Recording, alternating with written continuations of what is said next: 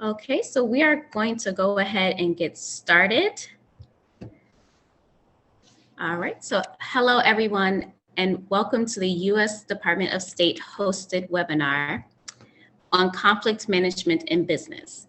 My name is Kelly Whitson, and I am the Gender, Entrepreneurship, and Health Officer for the Department of State Bureau of African Affairs. We welcome all of you joining us here from around the world. And before I turn the program over to our guest speaker, I want to go over a few logistics. There is French interpretation available. If you would like to tune in via the French channel, please click the language icon below. All microphones are muted, but if you would like to submit a question, please use the Q&A feature at the bottom of your Zoom window. We can write your questions in either English or French. And when submitting questions, please share where you are joining from.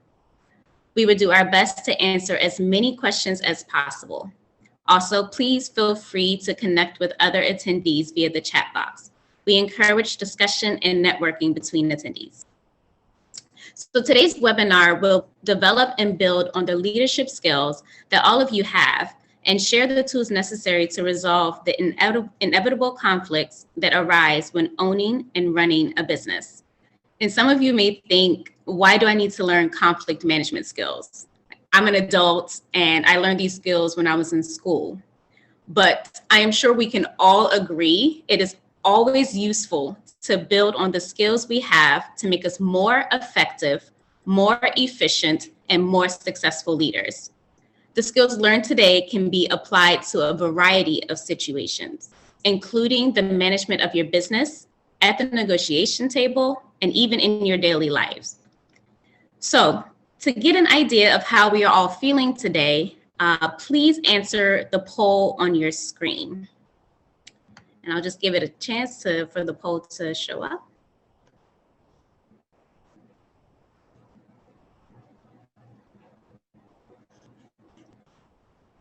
Great, so the question is, do you feel you are prepared to successfully manage a conflict? Yes, no, or somewhat. So I'll give it about a minute for people to click the response.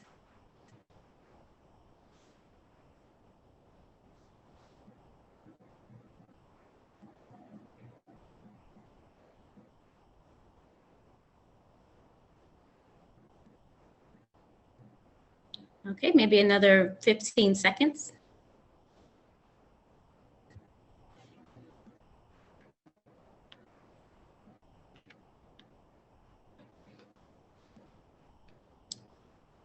All right, and if we can close the poll. Okay, so the vast majority of all of you feel somewhat prepared to manage a conflict. So I hope by the end of this presentation, you all can feel more prepared. But I know you're not here to listen to me talk, so allow me to introduce our speaker, Joni Rae. Joni Rae is the CEO of the Mindset Group, a coaching and consulting company that enhances company culture and personal lives. The Mindset Group empowers people to navigate change with ease and embody their visions every single day. Joni has over 15 years of experience managing enterprise-wide changes, including at Deloitte Consulting and Booz Allen Hamilton. Joni travels the world, probably more so before the COVID-19 pandemic, coaching commercial, government, and nonprofit executives on how to influence workforce behavior in their organizations and operate at peak performance. Joni is also an advocate and passionate about mentoring women in leadership through personal and professional growth.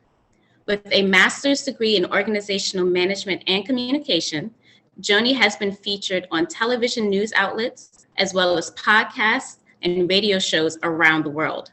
She believes transformed individuals, teams, and organizations operating at their highest potential is critical to creating a positive impact on the next generation. So please join me in welcoming Joni Rae, CEO of the Mindset Group. Hello, Kelly. Hello, friends. from all over the world, welcome. We are so honored that you chose to spend your time with us today. So whether it's morning, night, afternoon, welcome. Thank you for being here.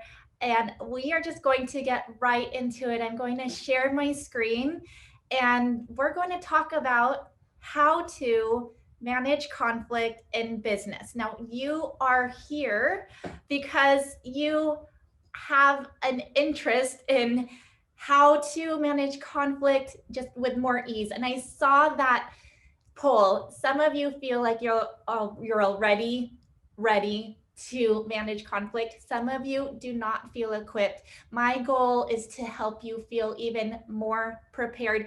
And actually, more so, my goal is to help you rethink what conflict actually means. So let's get right into the slides. This is a little bit about me. I'm the CEO of the Mindset Group, and for 15 years, I have helped organizations all over the world become the best versions of themselves. So I do personal coaching, I coach teams, and I coach organizations. And the common denominator with all of those three is that we all have a mindset. We have a mindset individually and as a team and as an organization. And we as leaders, all of you are leaders. You right there sitting in your seat or standing up or wherever you are, maybe you're in the car listening to this, you are a leader. And I want to help you just navigate what it is to manage conflict in your business and really to step into your own leadership powerfully. I have a master's degree in organizational management. And all that means is I've been studying organizations for a really long time and have mostly worked with very large organizations. And now I have a special passion in my heart to help entrepreneurs, business owners, and professionals just navigate the terrain of business. Business is not easy, and I'm here to help you in the short time that we have together. I'm located near Washington, D.C. in the United States, in Northern Virginia. And let's get right to it. Again, welcome to everyone from all over the world. So, a few tips to succeed in this training we have for you. There are just the very basic things that I tell everyone in all of my workshops. If you're sitting there saying this has nothing to do with me, then you're not going to get the value out of our time together. So if you're thinking this has nothing to do with me, I invite you to get rid of that statement and instead say, how does this connect to me? Just think about, this is what Joni is saying and how can I apply this to my life? And you know what? Let's talk about that voice inside of our heads. So we are meaning-making machines. I will say that again. We are meaning-making machines. Something happens and then we make a meaning out of it. We make it mean something.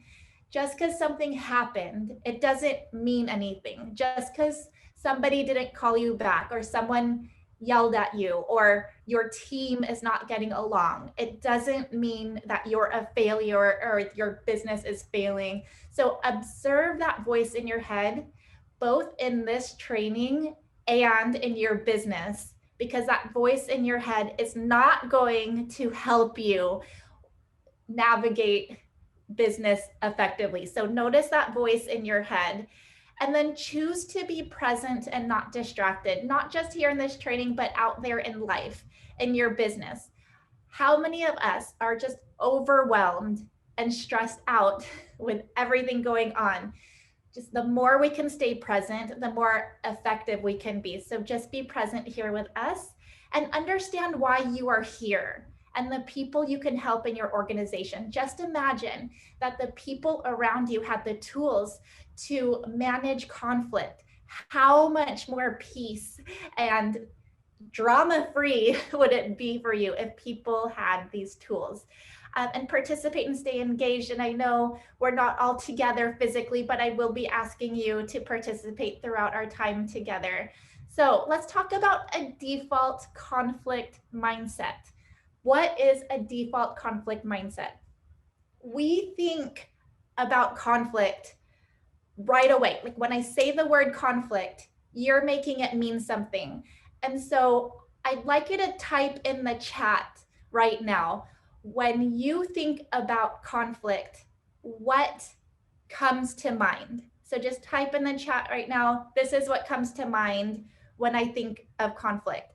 And, just in full transparency, I'm not going to be managing the chat right now as I'm talking.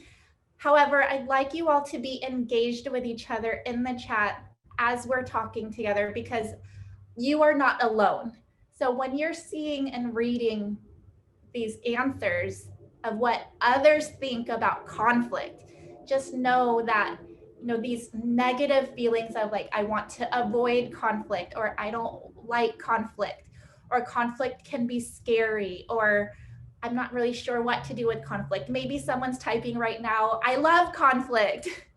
Maybe that's happening. So just notice the different answers that are coming in about conflict and just how confusing it can be, because people think about conflict in so many ways. So in this workshop, we will define conflict and we will talk about how to tackle it head on. All right. So beliefs, thoughts, words, and actions define your reality. What you believe, what you're thinking, what you are saying, and what you're doing manifests into what is actually happening. What do I mean by that? So if you're going into a team situation and you already believe that your team is unproductive, they don't respect each other, they talk over each other, and then you're thinking these things, and then your words you're saying are, guys, please, can we all get along? If you're frustrated with your words and your actions are avoiding the conflict, then that is creating your reality. So your reality right now might be, you know what, conflict arises and I avoid it, or conflict arises and I fight it. But just consider that all of those things that are happening in your reality is coming from your beliefs, thoughts, words, and actions. So we will dive into this training about exactly how to transform those beliefs, thoughts, words, and actions so that you can transform your reality. Okay, so by now there should be some chat going on in the chat box of what people think about conflict. So we are just going to kind of rewire those thoughts about what you think about conflict and then what to do about it. But first, we're going to talk about who is this workshop for? Who is here today with us from all over the world? Let's take a look. Now, this is for new entrepreneurs, people who are just venturing out into the business world, where maybe you have a business now and maybe it's new, or maybe you've been in it for a year or 2 years. But this is for people who have left something else. Maybe it was a 9-to-5 job or just another situation so that you could go on your own venture. So this is for new entrepreneurs. It's also for seasoned business owners. So I coach people personally all the time. I coach leaders in organizations. And the truth is, the advice that I give to entrepreneurs and seasoned business owners is not identical, but it's very much aligned. So we will talk about those aligned coaching tips that I have for new entrepreneurs and seasoned business owners, as well as professionals in the workplace. So what we're going to do now is dive into some slides where each of these categories of people, what you can specifically start and do today. So I believe in attending trainings where you can take action today, not this theoretical concept, but what can you start doing today? So let's get right into if you are a new entrepreneur, know your why. So when we're dealing with conflict, when we are in the thick of the conflict, if you don't know your why, if you don't know why you started the business in the first place, if you don't know why you're there, you're going to feel defeated and lost. So I tell people all the time to start with your why. If you are just starting a business or a new venture or a new partnership, anything new, write down why you're starting it. What are you passionate about? What kind of people do you want to impact? Why are you there? Knowing your why is going to help you in those times of conflict. And why is that? Because when the conflict is happening in front of you, you can take a step back, put it into perspective and say, I know why I'm here. And you'll have more courage and determination to go into that conflict with more power if you know why you're there. So know your why. Understand your customer. So I am not just talking to the entrepreneurs in the audience. If you are not an entrepreneur, you can still apply these tips. Knowing your customer. I can't tell you how many times I coach people and they don't really understand their customer. So you want to know your customer better than they know themselves. Know what keeps them up at night. Know what drives them. Know why they are paying for your services or not paying for your services. So just understand your customer. What does this have to do with managing conflict in business? Conflict in business can be internal, maybe with a business partner, maybe with your team. Conflict in business also includes conflict with your customers and people outside of your internal business. So we will talk about how to manage that kind of conflict later in this training. And then you want to market to those customers in a way that's going to land and resonate for them. So what does that mean in a nutshell? I know that this training is not about marketing. I do lots of trainings on marketing, so you can contact me for more information if you're interested in that. But the short version of marketing to your ideal customer is knowing where they are, knowing what's going to resonate for them. I can't tell you how many times I hear people say, I'm going to just market on Facebook or I'm going to market on Instagram, but you don't know if your customers live and breathe and stay there. So understand your customer first, and it will actually help you manage conflict internally in your organization if everybody is aligned and they understand who your customer is and how to market with them. A lot of business conflict happens internally because people are not aligned and they don't agree with the business mission and how to run these teams and how to market to your customers. So get that foundation down as a prevention to avoid conflict later. So let's move to the seasoned business owner. You want to assess what's going on in your business. And some of you might be thinking, hey, I thought this was a workshop on conflict. Why is she telling me to assess my business? I promise you I will get to the slides that have very practical steps of how to manage conflict. It's just very important to me to add value to you about very foundational basics of running a business. And I know that some of you are very seasoned, have lots of experience in business, and there are just a lot of people who they waste resources, time, and money because they didn't take a moment to assess what's going on, what's working, and what's not working in the business. So an example of assessing your business is taking an assessment of the actual people in your business. How is the team working? How is the team not working? Where is this conflict coming from? You want to assess, and you can do that by taking qualitative data, gathering qualitative data and quantitative data. So you can interview people and ask them, what's going on? Why do you think there's conflict here? You can hire a researcher to ask those questions. You can also send surveys and ask people what's going on. So that's how you can assess. And then you want to prioritize.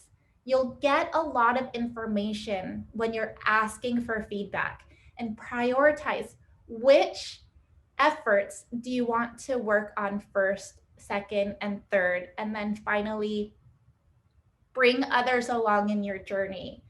As a seasoned business owner, and even as an entrepreneur, and even as a professional, know your why, get clear on your vision, set a direction, and then people will follow you. Oftentimes, conflict happens when people are confused. There's no direction, there's no vision. So, bringing people along on a journey is going to be extremely important as a prevention to avoid conflict, and also as an intervention. Again, people are in conflict when they don't have clear leadership and clear direction. So bring people along on your journey with that clear vision. So I just want to pause and make sure everyone is with me. If you're in the audience right now, just type the number 10, 10. Just type the number 10. I just want to know that you're here and you're awake and you're alert. So the more number 10s we have, the better. Just want to see that you're all here with us. Okay, I just want to see a lot of number 10s in the chat. Let's keep it moving. Now, if you work within a company, have something to say. Let's relate this to managing conflict. When there is conflict, some of us here in this workshop tend to not say anything. We run the other way. Why is that? Because when we were younger, as kids, maybe that was how we dealt with conflict. And as Kelly opened up this workshop, she said, hey, some of you might be thinking, why are we talking about conflict? Didn't I learn about that when I was a kid? But the truth is, we as adults act like children all the time. And we just need to own it and understand that and acknowledge that, and then do something about it. So if you're someone who avoids conflict, I encourage you to speak up and say something. So what does that look like in real life? If there's a conflict happening in front of you, I recommend you just wait for the emotions to just fade away. I often say, 24 hours is a good amount of time, because when people are speaking on top of each other and they are emotional, then nothing gets done. That's not productive at all. But once those emotions fade away, have something to say. Tell people how you feel. And you can say, when this happened, it made me feel this way, or it had this impact on me. And I have a request of you. Next time, can you please? Or next time, can we do it this way instead? So again, the structure is, when this happened, it made me feel this way, or it had this impact on me, and I have a request of you.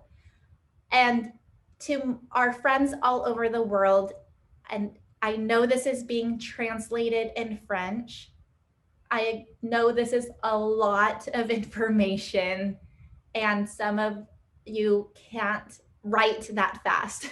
So my email address is going to be on the last slide, and I'm going to if you email me, I will send you more information. So please don't feel like you have to write everything down. I will email this to you if you just send me an email, okay? My intention is that you just stay present in this workshop and that you get value out of it, and then just email me and I will email you everything I'm saying so you don't have to take notes. All right, have something to say, lead and fail. You know, we often are scared to fail. And what does this have to do with conflict? You know, everyone is trying to avoid conflict so much that we forget to fail forward. Fail forward. What does that mean to fail forward? That means take risks in your business. Take risks in your life. Don't be afraid to fail. When we are taking those risks, we are growing. Along with that, inevitably comes conflict. So when we're leading, as we're failing, as conflict arises, what I would love for everyone to start doing is embrace the fact that conflict is going to arise. So I just wanted to leave that there because we are going to get to the slides soon about more specific tips of what to do with that failure or what to do with that conflict. And then I'm just going to quickly touch on find a mentor. If you don't have a mentor or a coach or someone who's helping you along managing conflict and helping you manage all of those emotions and all of that stuff, conflict that is arising, a mentor is definitely going to help you. Now, we talked about what you thought of when you hear the word conflict. You typed it in the chat. We are going to now talk about a new way of talking and thinking about conflict. So again, the default conflict mindset are your current beliefs, your thoughts, words, and actions that are creating your reality. And you know what? Sometimes your reality is not working. So we're going to talk about how to make your reality more workable for you. 3 specific ways to approach conflict. These are just the default ways that people approach conflict. So in the chat right now, in the chat, type which way do you approach conflict by default. Maybe it's a combination of these 3. Maybe it's 2 of them. Maybe it's 1 of them. Maybe it's none. Maybe you have another idea. Type in the chat. Do you avoid conflict? Write the word avoid. Do you compete? Type the word compete. Or do you accommodate? Type the word accommodate. Avoid, I think we've talked a lot about that so far. What it is to avoid conflict, you just run away from it. Competing it's like you're in a sports game on the field and you want to just tackle and you want to win and you want to compete. Or do you accommodate and you say, okay, go ahead, you can have it, and you just let the other person go. So do you avoid, compete, or accommodate? So I would like you to type that in the chat. Which one are you? All right, I'm going to move on and talk about these 3. So the avoider, again, we've talked about that already on previous slides. If this is you, if you just want to run the other way when it comes to conflict, I think we talked about that one a lot. The competitor. Now, if you're competing when it comes to conflict, then likely it's because you just want to be right. You want to be right all the time.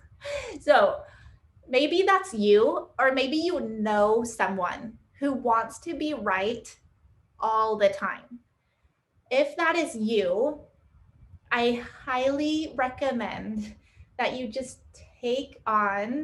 try on and consider you're not going to be right all the time. You're just not. You're not going to be right all the time.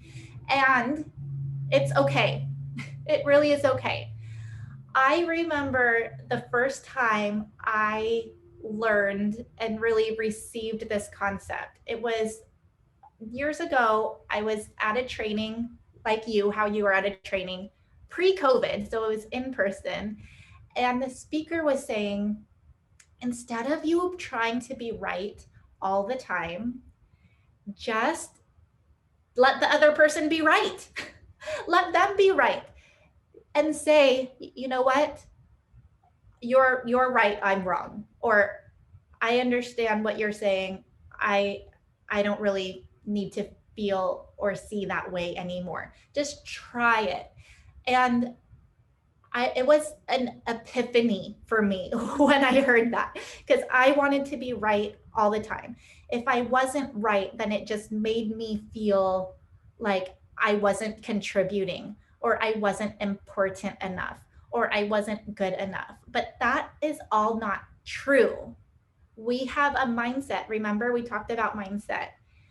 If your mindset is, I need to be right all the time, then you're holding yourself back and you're holding your team back. So I encourage you to just take on, I don't have to be right all the time. And then moving on to the accommodator, the person who just wants everyone to get along and just wants the other person to be happy. If that is you, if you're the accommodator, that tip we talked about earlier, to speak up, just remember to speak up.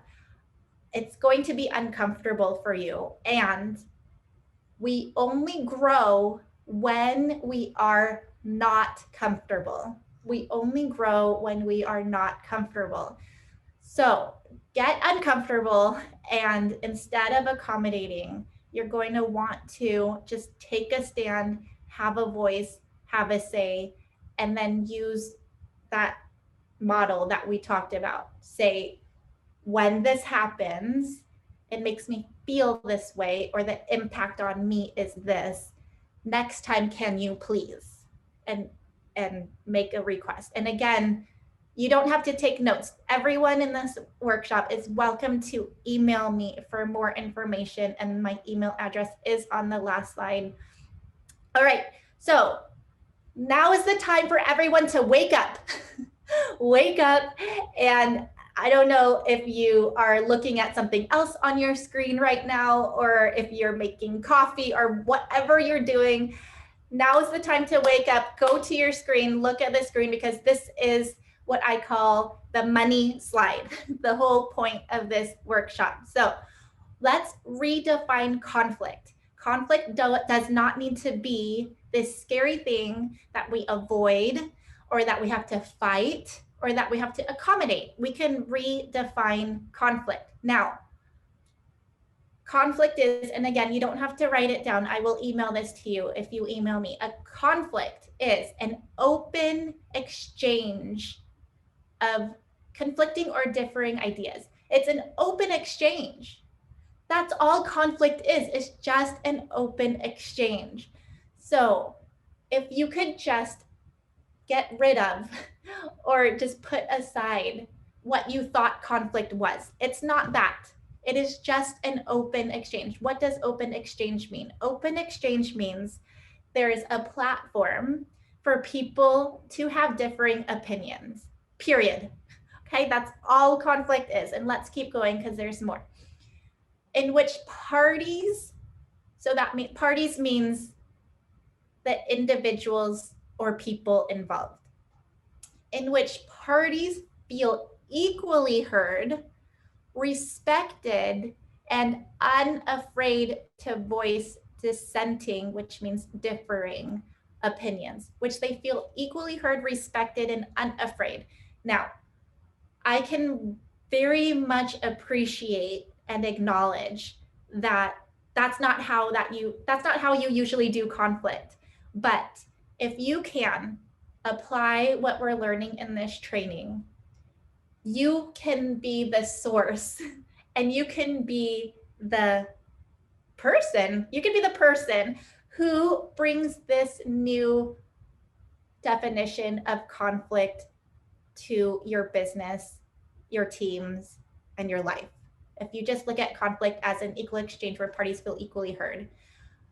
that way, people will feel safe around you and open with you when there's differing opinions. So this is your new definition of conflict.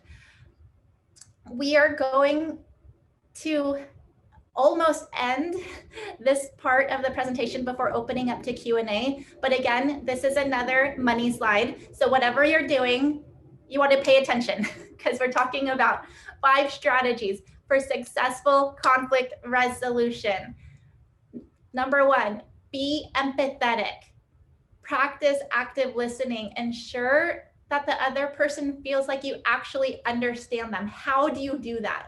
You want to mirror them. What does mirror them mean? It means if they say something, you want to repeat those same words back to them. If they say, you know what, I'm feeling really frustrated, I don't want to be here, I'd like to go home. You can say, you know, I hear that you're feeling really frustrated, and you don't want to be here. I can really see that you don't want to be here and you'd actually rather go home. So do you see what I just did there? They said something and then I said the same words back to them in my own way. So that's a way to practice being empathetic and being an active listener. So remember, you're now a clearing or a space or a facilitator for this new definition of conflict. In order for you to be successful at that, you're going to need to practice being empathetic and to practice active listening so they actually feel like you understand them. Number 2, give feedback constructively in a way it can be heard.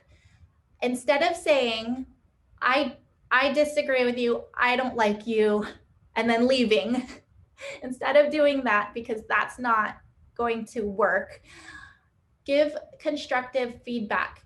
How do you give constructive feedback? Here are some ways. And again, you don't have to write this down. I will email this to you. You want to ask questions in a way that's going to get them to think and not be defensive. So questions like, have you considered the following? Or you can say a statement like, I recommend, and then fill in the blank, I recommend. Or you can say, can we look at it this way? Can we look at it this way? That way, they're not going to be defensive, and then it opens up a conversation for them to receive your feedback. When you're defensive, when you're attacking, when you have poor communication, that's when the conflict resolution does not go well. Okay. Get out of the blame game and take responsibility. Get out of the blame game. You are blaming people in your life and work, and it's not serving anybody. I encourage you to stop blaming others and understanding that you are a part of the equation too.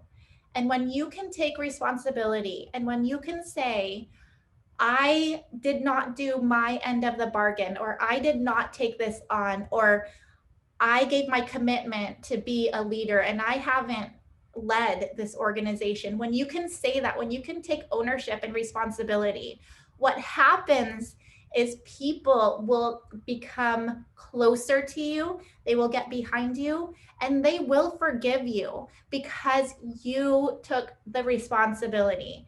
If you are constantly blaming others and not taking any responsibility, then all you're doing is living in that old paradigm of conflict.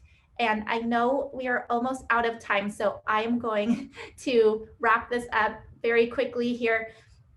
Neutral locations for conversations. Just make sure you're not having these meetings. And I know we are in COVID times, so a lot of these meetings are remote. Pre-COVID, I would tell people, don't have a meeting in a place where it's like one person's home or business and the other person feels like they don't feel safe or welcome there. Go to a neutral place. And a lot of these meetings are happening on Zoom. So go on Zoom and have people just have an equal footing. And don't take anything personally. Stay committed to the goal. Nothing is personal. So these are 5 strategies for successful conflict resolution. Again, I can and will email these to you. So I want everyone right now to email me right now so that I can get you all that information, and I'm here to serve you. So any information, please contact me, Joni at themindsetgroup.com. Joni at themindsetgroup.com. And I'm about to stop sharing my screen. I just want to take a few seconds. I told you to not take notes, but for this slide, take notes because you're going to need this email address. Go ahead and email me, please. I'm happy to serve you in any way that I can. And I just want to say thank you so much for the opportunity, Kelly and team, for having me, and I'm available for questions. Great. Thank you, Joni. That was phenomenal, and it really provided us with the practical skills to manage conflict. So I greatly appreciate it. And I know I learned a lot of little nuggets that I can apply to my life, especially the point about waiting 24 hours to respond. I think that is something like that is gold. So thank you. Can I tell you, Kelly, I'm still getting my footing, and I'm also practicing my own advice. And I caught myself, I was in a text message thread and I was very emotional, and I was texting while emotional. And then I stopped myself and I said, I promised myself I would not do this. So no texting while emotional, no emailing, wait 24 hours. We're all working on it. Yes, we are. We are all works in progress. We're doing the best that we can. So we have a couple of questions coming in. So I'm just going to go ahead and move to the questions. So the very first question that we have is coming from a number of attendees, and they are asking, what about when we are clearly right? So how do we sort out our differences, and how do we deal with a person who doesn't want to admit that they're wrong? That's an excellent question. There's a few different ways you can go about a conflict if you are 100% right and they are 100% wrong. First, I can think of a lot of answers, but the first one that comes to mind is I'm going through a situation right now. I have a client and it's an organization, and the CEO is clearly wrong and is not hearing his employees. It's not just managing the situation. So what we're doing is, as an executive coach, they're bringing a coach in to work with that person, because people will let go of their barriers and they will just show who they really are in a closed room. And we're in COVID now, so we're on Zoom now. So in a private Zoom, if you can have someone else take that person aside and just try to have that person talk things out. I mean, that is one strategy that comes to mind. If you are also clearly right, I know a lot of our attendees are not going to like this answer, but I'm going to say it anyway. Another strategy is to just let them think they're right. And I know that stings a little bit, but sometimes you just have to take the high road for the sake of the greater good of the organization, just to diffuse the situation, even though you're right and they're wrong. And then lastly, I'll give you a third one really quick, Kelly. If you're right and they're wrong, you have a choice. In the situation, you have a choice to stay in that situation, in that relationship, and that if you constantly feel like your voice is not being heard and it's not being valued, then talk to people who do value your voice. Get that like third party opinion, just to make sure you're not, making things up, and then get their advice or remove yourself if it actually is a toxic situation and an unhealthy one. Yeah, absolutely. I have definitely reached out to others to do a gut check, if you will, to Yes. make sure it's not just me. So we have another question. Actually, before I read the question, just want to remind everyone that you can submit questions via the Q&A function, and that's at the bottom of your screen, and you can submit questions in French and in English. Okay, so the next question is from, I'm going to apologize in advance, I may pronounce the name incorrectly. So Abdullah Farouk, he says that sometimes I can't find the right words in order to have a say. So Joni, what is your advice for him? If you can't find the right words to have a say, just start writing what you think you want to say, and take that time by yourself before speaking. You don't have to speak right away. You can come back to the situation. Before I write things down, I center myself. That's because when I'm in the heat, even I sometimes don't have the right words to say. So I personally meditate, and maybe some of you, if it's prayer to whoever you pray to, or if it's just quiet time, or if it's going on a walk or going on a run or exercising, just clear your mind first, then write down what you think you want to say, organize your thoughts, then get feedback, just read it to someone you trust. Then you can practice in front of a mirror and talk to yourself in the mirror, or practice with a friend. Conflict resolution is not easy, it's work.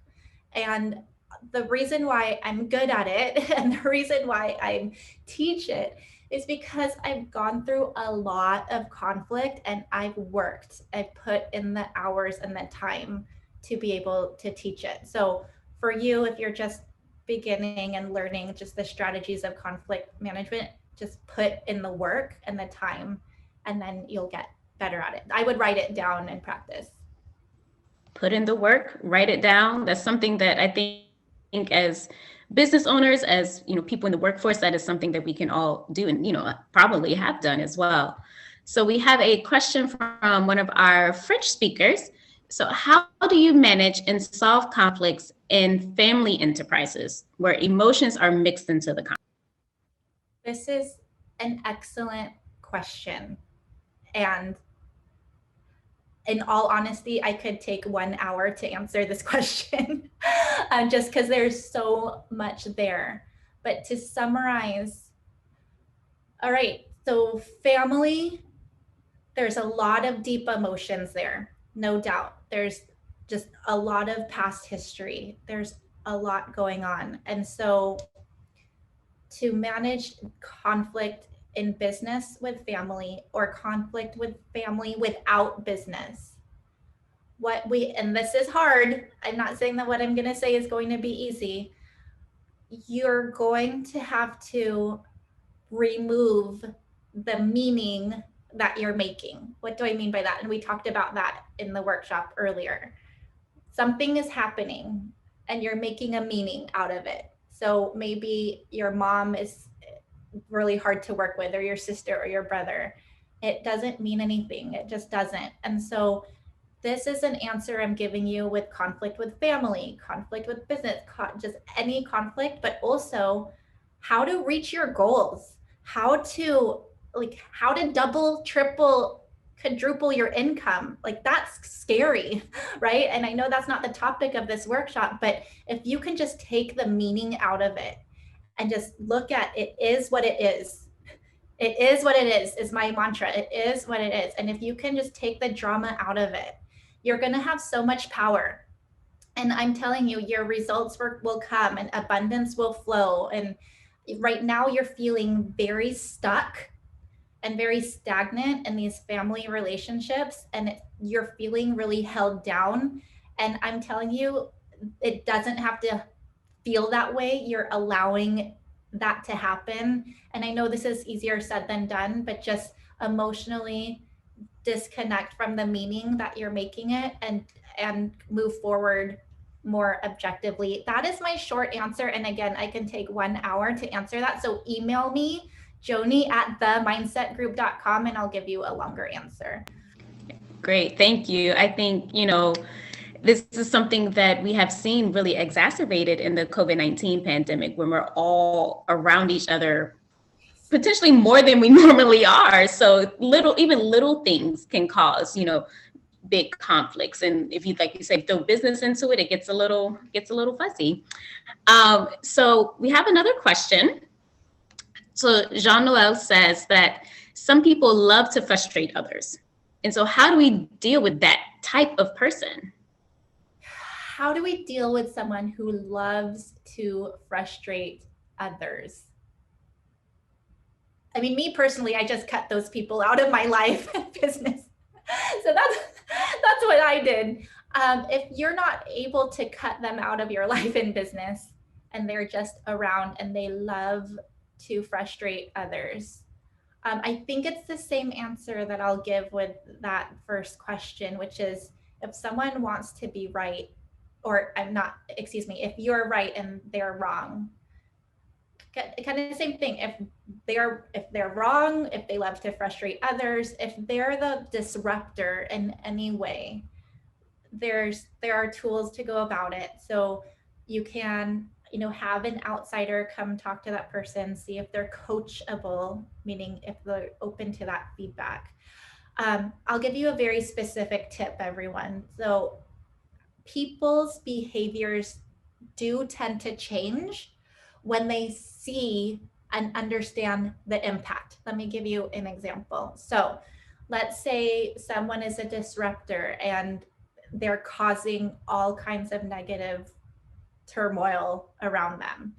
If you can, again, without emotion, in a neutral location, 24 hours later, if you could get someone to sit them down and say,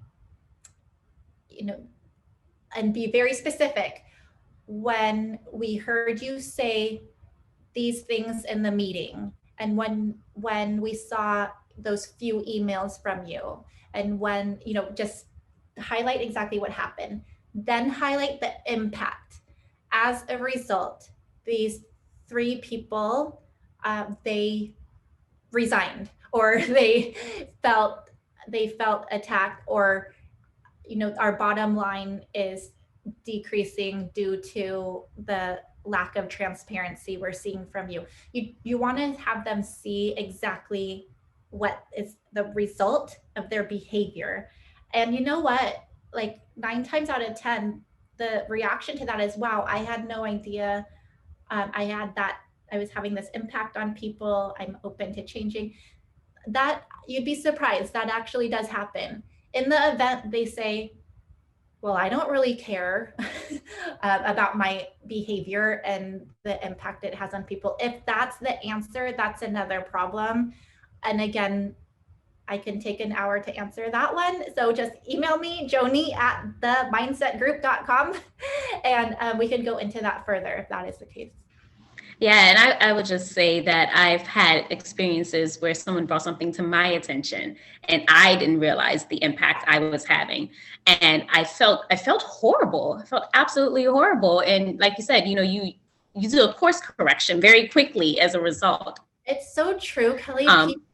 We're just not aware. So just think of us that we're like fish in a fish tank, and we're swimming in this fish tank, and we're swimming around, and we don't know that we're in the fish tank until someone says, this is what's, until someone is actually outside looking in and saying, this is what's happening. You're running into people and you're messing things up.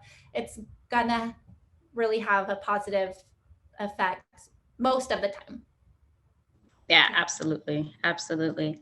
So we have yet another question. So the questions keep rolling in, Joni. I love it. So Ian Jamanjan asks, how can you handle disagreements when working as part of a team? And how do you handle when you disagree with your boss? I do week-long workshops on this question.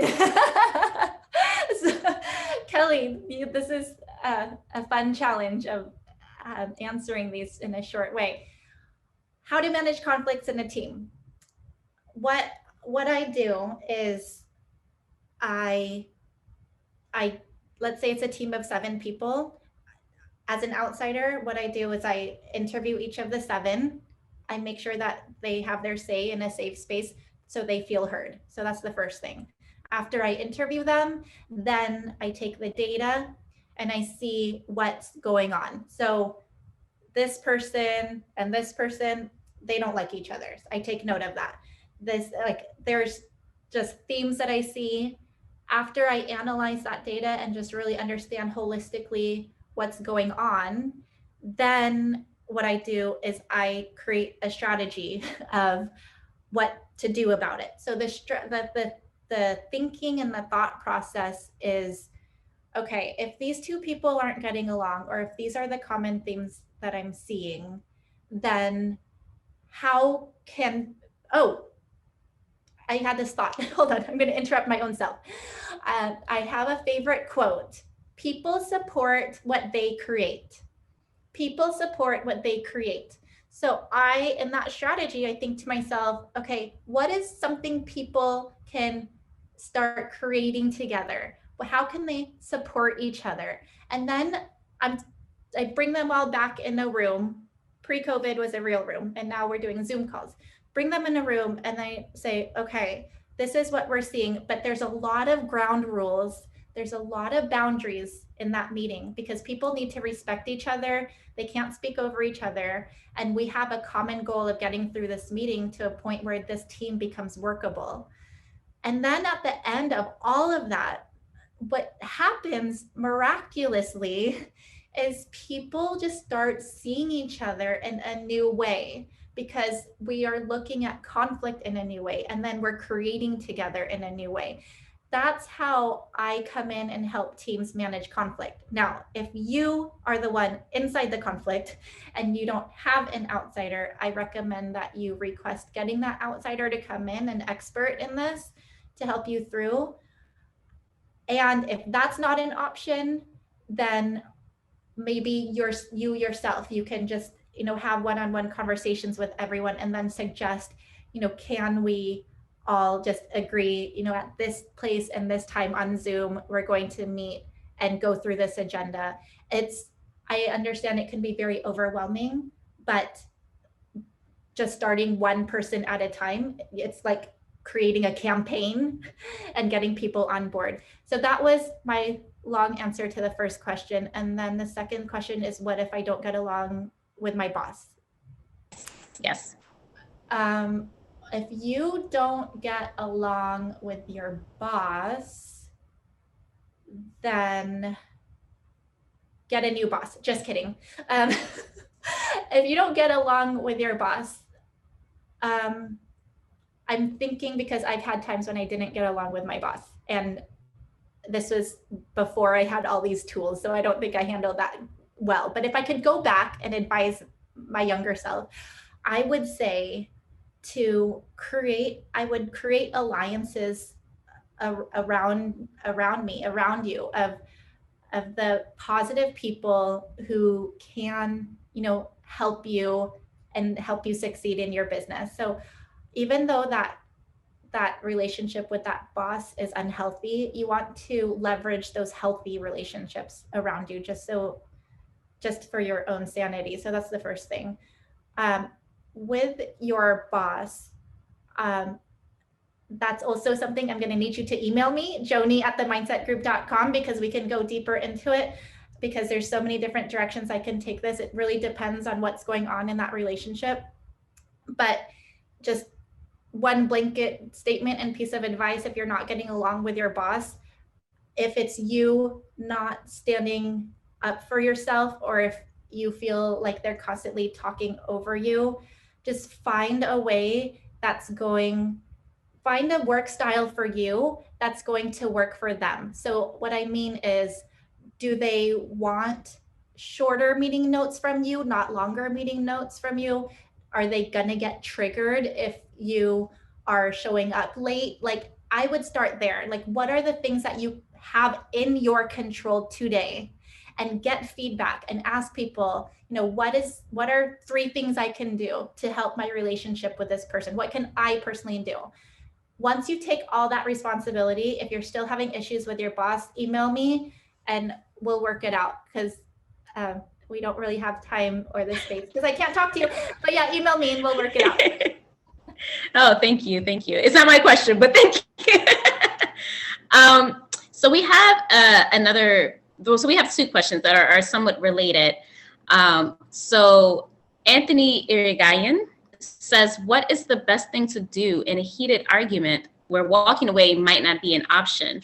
And then we have a slightly related question that says, what happens when the person that you're arguing with or you have the conflict with does not give you room to say anything in self-defense, or even doesn't listen to you at all? Okay, so the first question, what do I do in a heated argument if walking away is not an option? Walking away is always an option. Walking away is always an option. And you may disagree with me, and I'm just going to be really, really stern in that. If someone is in your face and, heaven forbid, yelling at you or being really stern with you, you don't need to stay there and take that. You can say, and I have done this, you can say, I feel that emotions are really high right now. I would like to continue this conversation with you when we're both calmed down. Period. I'm just going to end my answer there for that one. And the second question, Kelly, again? Sure. So the second question is, what happens when a person gives you no room to say anything in self-defense, or is just not listening to you at all? That's another example of okay, guys, I feel like I need to address something here. You don't have to say everything, be prepared. You don't have one shot to talk to this person. So in the heat of the moment, even if you're in the moment or out of the moment, if you're even thinking about the moment before it happens or after it happens, that moment is not your only opportunity to say what you have to say. And I highly encourage everyone to, approach these, first of all, practice saying these words. I see that emotions are high right now. I recommend that we continue this conversation when we're both calmed down. So if you didn't get a chance to write that down, email me and I will email those words to you. But first of all, say that. Second of all, just get out of this mindset that has to be the only time. It just does not need to be. You can go back to them. And for you all in the conflicts, center yourself. Be the best version of yourself. Be the mature version of yourself, and then go back to that person. Because when you are in the heat of that moment and you're not able to get a word in, that's not the right time anyway to try to get a word in. So why are you trying? We are torturing ourselves for no reason. So exit from the conversation, come back to it. I am sensing a trend here. So take a moment, be zen, be specific, come back to it. That I'm sensing a pattern. So another question is just, is there a difference between managing a conflict and resolving a conflict? That's an excellent question, whoever asked that. I've never gotten that question before. Is there a difference between managing a conflict and resolving a conflict? The answer is yes, there's a difference. Resolving a conflict is coming in with that mindset that I have to resolve a conflict. And I know that was like the topic of this workshop, and I just recommend we shift that mindset a bit and just have it be managing conflict. Because when we're going into a conflict, like we need to resolve it, there's an attachment there. And as one of our points said in the slides, we want to show empathy. We want to show active listening. And if that means it's going to get resolved, great. If it's not going to get resolved, okay. But there doesn't need to be this attachment of how it's going to look either way. So it's more like managing conflict, but a better word than resolving conflict and managing conflict is to just be with the conflict. Just be with it. It is what it is. We don't need to maneuver it. Just be with it. That's the title of the next presentation. Just be with the just conflict. Be. Yeah, everyone will see you with the next presentation. We're going to talk about just being. just be present in the conflict. So there's quite a number of people from different parts of the world, from Europe, from Asia, from Africa, and we might even have some people from Central and South America. So how does the approach that you outlined in your presentation translate to other cultures and socioeconomic backgrounds? That's an excellent question. I thank you for saying it. I want to acknowledge that what I'm saying may not work for your culture. It just, maybe no one does that. And if someone did that, it just wouldn't work. So what I would say for you and your culture and wherever you are in the world, I would recommend taking the value that you got, see what resonated for you, and then like giving it I was gonna use the word facelift. That's the first word that came to my mind. Like give it a facelift, like improve it. Do whatever you need to with it, edit what I said so that it fits your reality. You don't need to take my advice verbatim because you know your situation better than I do. So I'll give you an example. I was born and raised in Southern California in San Diego. My family is from the Philippines. And, my parents were born and raised there. They came to the States, and my sister and I grew up here. And a lot of what I'm saying is not how my family resolved conflict at all, like 0%, I think. So yes, that is cultural. It absolutely is cultural. And I dare so say to the hundreds of people who are watching right now, I'm going to say there is another way. If something is not working, then you're just a hamster wheel. You're a hamster in the hamster wheel. Those you're like running and you're going nowhere. You're going like this. So I get it. Culturally, it may not be acceptable, and don't like make everyone completely upset with you, but I would just encourage you to try and see what's going to work, because you just never know unless you try. Oh, absolutely. So the next question we have is from a French speaker. And there seems to be a number of questions related to this topic because we talked about the relationship with employee to supervisor to the boss, but how about the other way? How do you approach that relationship when an employee believes, they're always correct in their views, and just how do you manage that relationship? Okay, so I'll just tell you what I do with my employees. Okay, you ready? So first of all, if you're an employee of mine, there were standards and there were expectations that were set from the get-go. So there are preventions and interventions. So the question is regarding an intervention. What if one of my employees and what if we have a conflict? The intervention before this question is, you want to make sure that all your employees are very, very clear of where you stand about your values, your mission, how you handle conflict, how feedback is going to be given and received in the company. So in my company, feedback is not only welcome, it's celebrated. I say, we all are wearing masks now, so we can't see each other's teeth, but I say, feedback is like telling someone they have food in their teeth. You want to tell them excuse me, you have food in your teeth. You don't want to be walking around with food in your teeth. I'm going to help you. That's feedback. It's positive.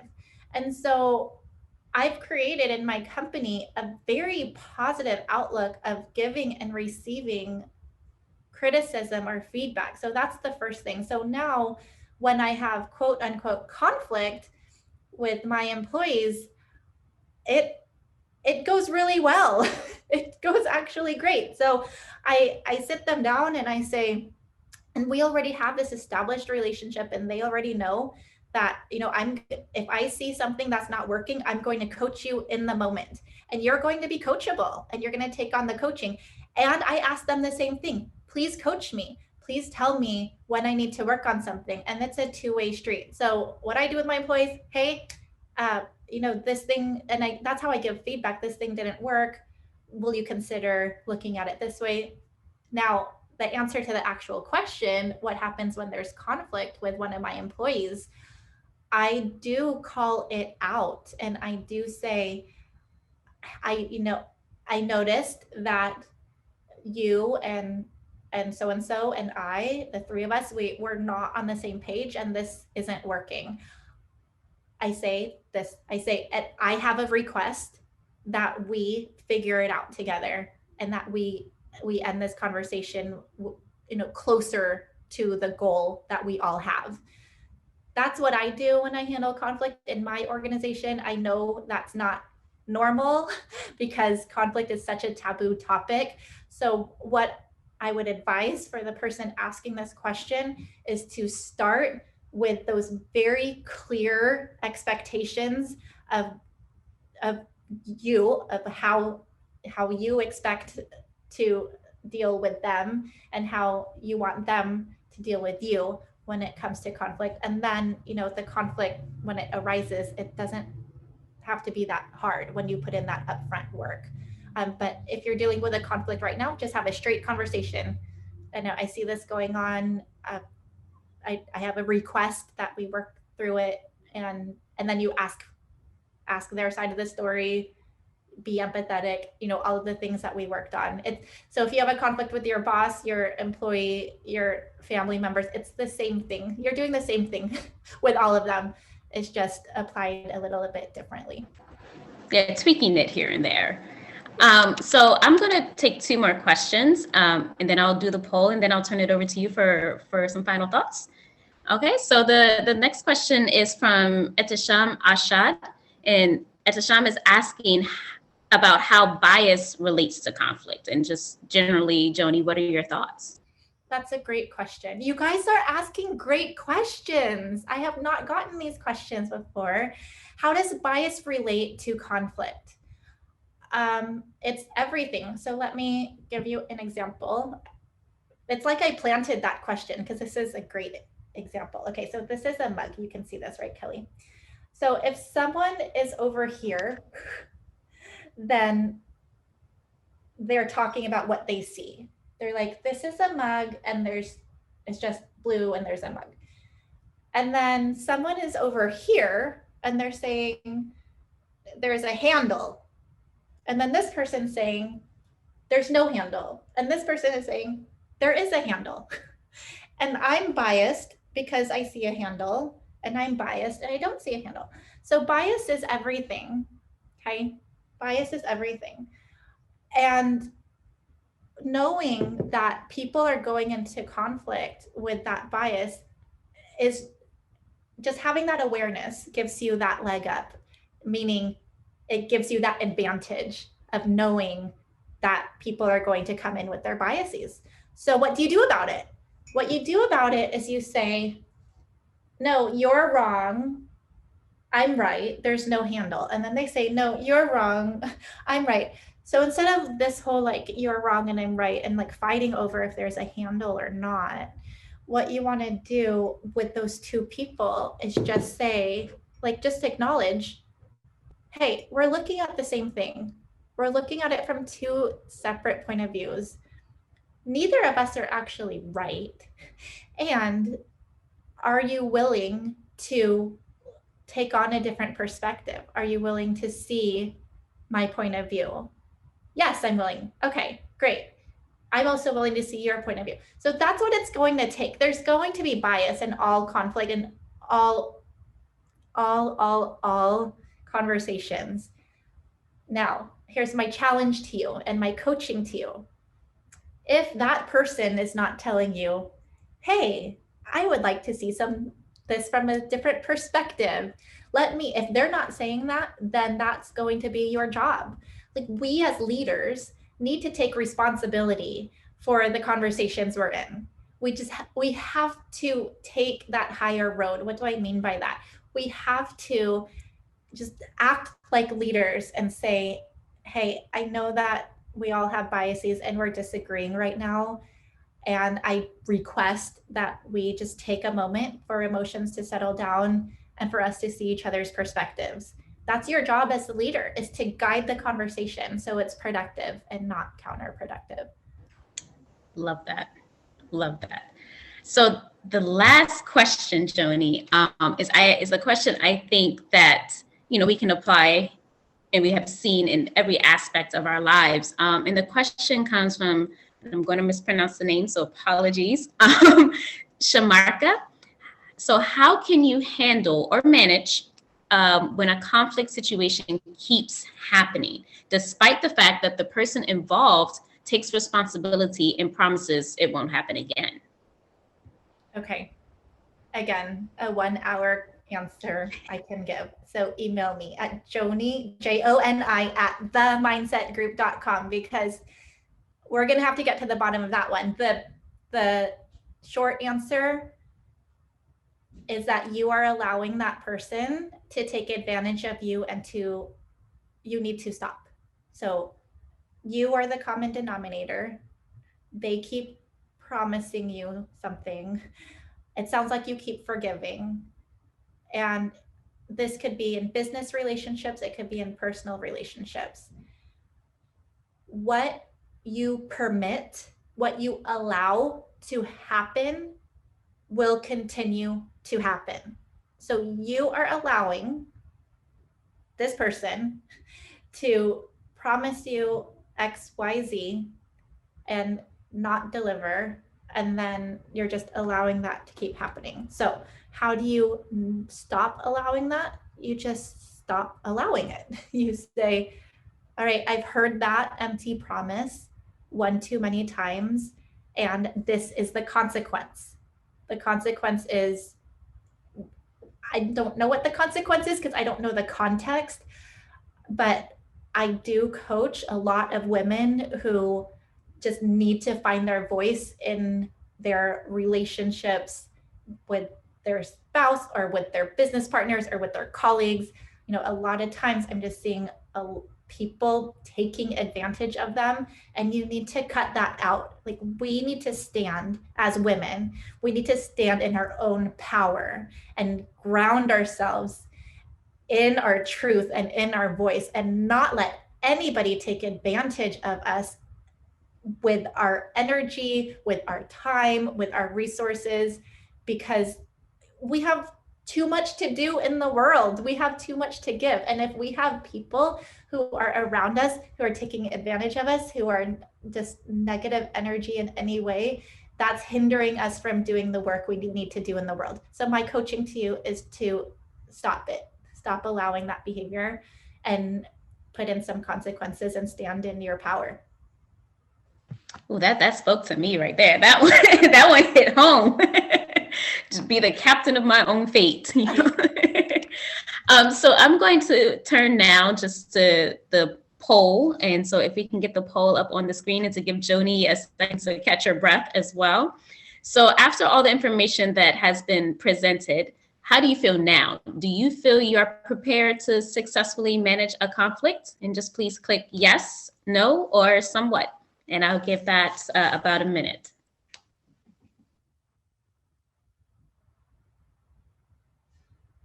I love this polling thing. It's amazing. Really technology cool. Is phenomenal. Technology in 2021. I mean, we never used it because we were always doing these things in person, but I guess there's some advantages of all doing this from the comfort of our own homes. Yeah, absolutely. Yeah, I'm interested to see if you guys are feeling more prepared. And email me if you are not, because we could get you there. And we will share the slides and information via email, so everyone will have access to that. And I'll just give it another 10 seconds.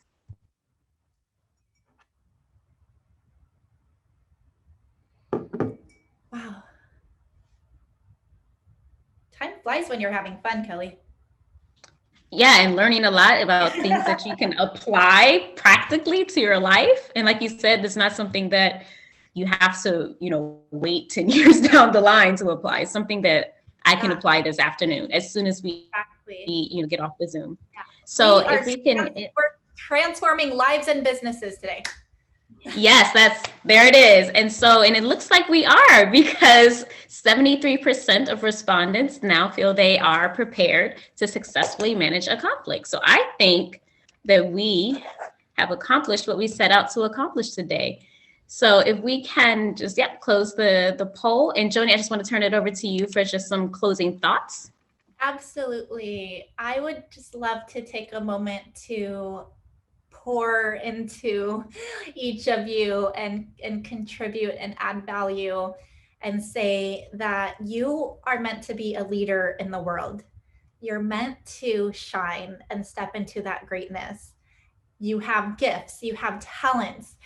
And when we're playing small in the world, what do I mean by that? When we are holding back, when we let others hold us back, when we don't speak up, when we don't actually take on the responsibility of being a leader, when we don't do that, what happens is we're robbing the rest of our world of our talent. And you are meant to shine, and conflict is going to happen. It's not something that is supposed to or should hold you back in any way, shape, or form. We gave you the tools to manage conflict, be with conflict. The slides on purpose were just really bare, so they were blank, a lot of white space, so I could just be with you and speak to you. And I'm happy to email you more information. I want you to just commit right now. Just make a commitment to yourself and say, yes, I am stepping into my power. Yes, I will step into my leadership. I am an awesome leader. I can do this. So if you are committing to your own power and to your own leadership, I want you to type the word yes, Y-E-S, or type the word yes in French in the chat. I want to see how many people, I can see the chats now. I wasn't able to see them because I was sharing my screen. So I can see the chats. Type the word yes if you are committing. Look at that. If you're committing to stepping into your power, stepping into your leadership, go ahead and rule the world because you have all the power in you now. You don't need more training, more stuff, just more words. You have all the tools you need. I tell my daughters, I have a 9-year-old and a 5-year-old daughter. I tell them, you have everything now. You have all the answers now. Tap into your power. So I want to see the word yes. And I'm seeing like hundreds of the word yes. Yay. Okay. And then my second request is to spread the love and energy out into your lives. Tell people today you took this awesome workshop.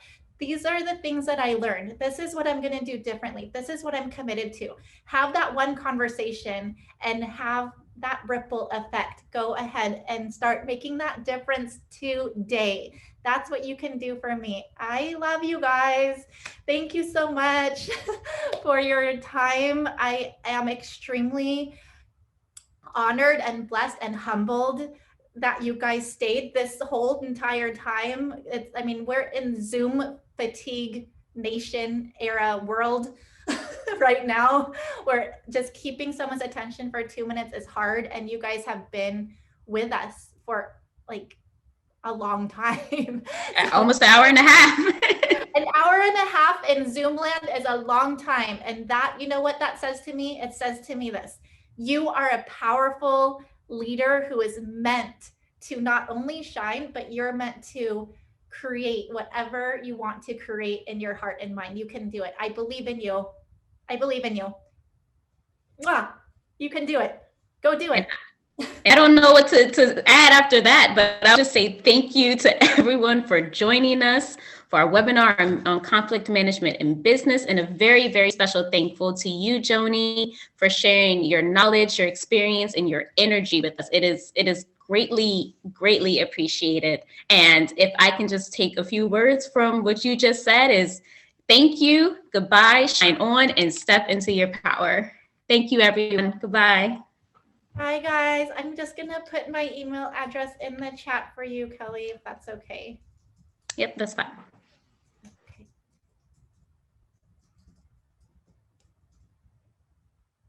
All right, everybody. It was an honor. Thank you so much for your attention and time. I know it's very valuable. Thank you. Goodbye.